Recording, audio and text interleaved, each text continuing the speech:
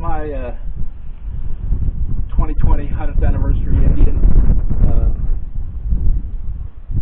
I bought this because I needed a bike that had power, but I could also put a heel-toe shifter since I've been riding so long. My left toe is just eaten up with arthritis, and Honda hadn't released the Rebel 1100 with the DCT yet, and I couldn't wait any longer. I like the look of vintage bikes, and this had the look I wanted, and it wasn't a bad price, and it had the power that I want, and I think it's a pretty slick bike. The only thing that's wrong with it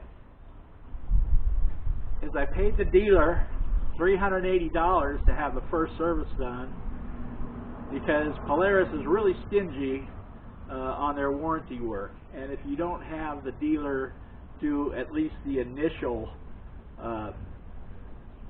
service, they're not, if anything goes wrong, they're not going to do it. Well, guess what? Polaris's crappy oil filter leaked and started leaking just like so many others on YouTube, leaving little drops on the floor. You know, it's a shame you pay that money and they don't do the work. I'm not going to blame the mechanic, because I've had the same problem with the oil filter on my side-by-side. But, you know, I wouldn't let that keep you from taking a serious look at buying one of these, because they ride really nice. They're very fast. Once you hit four, they're really quite tame putting around town till you get about to $4 grand, and then you better be holding on, because this thing will just take off like a rocket. But I'm really happy with the purchase. I really like the bike.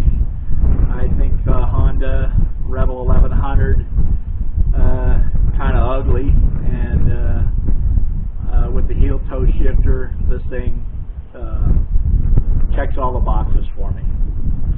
Take it easy. Hope you get one, and I know you'll enjoy it. Let me tell you how I fixed this problem with the oil filter. I went and I had a Honda 204 oil filter that fits my ST1300 Honda.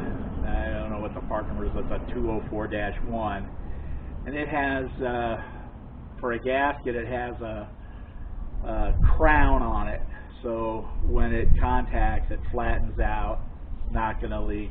Never had an ST13 or an ST1300 leak, so that's how you fix your oil filter leaking problem.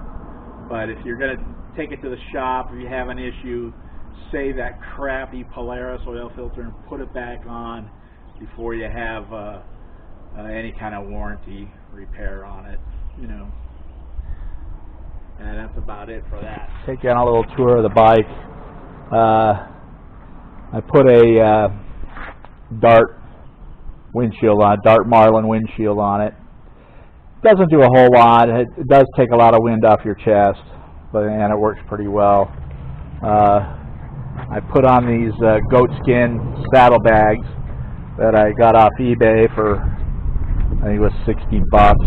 I threw some cardboard inserts in there to square them up to make them look nicer.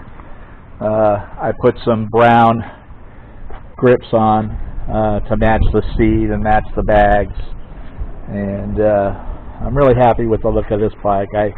I'm really enjoying it. I did put the fishtail exhaust on it because the slack exhaust just looked horrible, and it didn't fit with the vintage look of the anniversary model, but they're pretty loud. I'm not real happy with that. I might put some baffles in there. Also, I live here in Arizona, and we ride around in shorts and flip-flops. I had to put a heat shield on that pipe because you burn the crap out of your leg otherwise. Anyway, I'm enjoying this bike. I've owned enough bikes, and this here is one of my favorites.